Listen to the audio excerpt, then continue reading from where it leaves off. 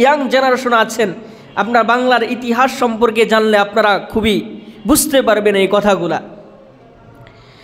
তো নবাব সিরাজউদ্দৌলার পতনের পর অনেক কৌশলভাবে ব্রিটিশরা কি করে নেয়, এই ভারত উপমহাদেশ কি করে নেয়, দখল করে নেয়। দীর্ঘ 200 বছর পর্যন্ত ব্রিটিশরা এই ভারত উপমহাদেশকে শাসন করেন। কি করেন? শাসন করেন। তারপরে যখন নাকি 1803 খ্রিস্টাব্দে যখন আসে, এই ভারত উপমহাদেশের মানুষদেরকে যখন অন্যায়ভাবে অত্যাচার নিপীড়ন যখন ব্রিটিশরা করা শুরু করলো, তখন 1803 খ্রিস্টাব্দে দিল্লির শাহী জামে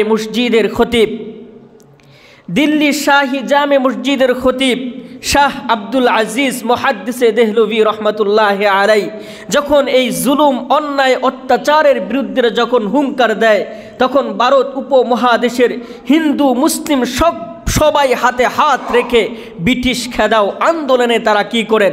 ঝাঁপিয়ে পড়েন। ইতিহাস সকলেই জানেন।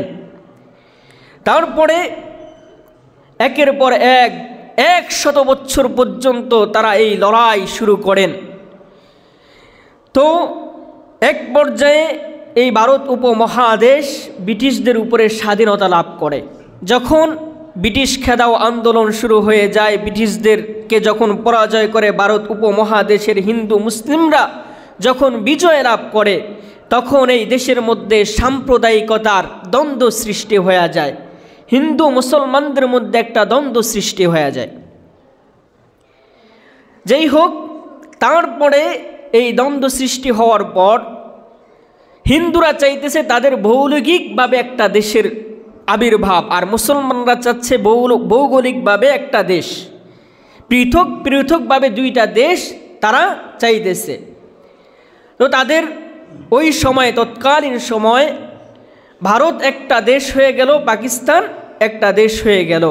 ভারত স্বাধীনতা লাভ করে 1947 সালের 15ই আগস্ট এবং পাকিস্তান স্বাধীনতা লাভ করে 1947 সালের 14ই আগস্ট।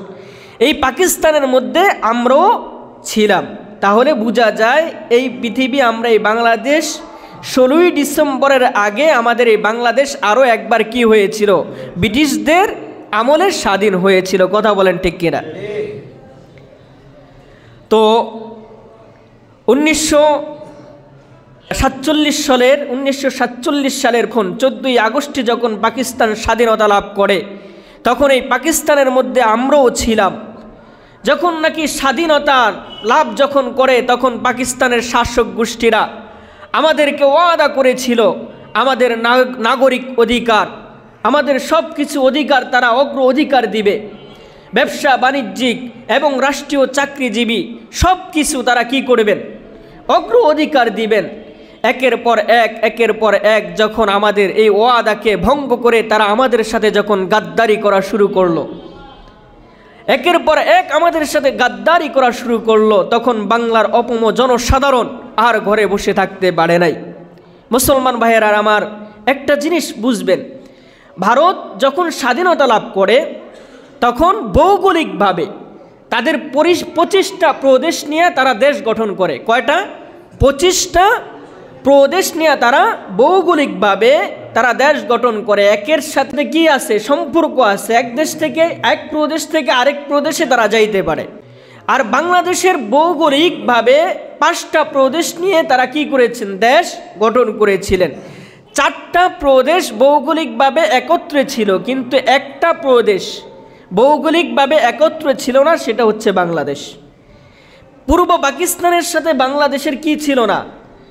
মানে সরাসরি যোগাযোগ ছিল না। এই জন্য তারা আমাদের সাথে একের পর এক বৈষম্য করতে লাগলো, আমাদের সাথে গাদ্দারি করতে লাগলো।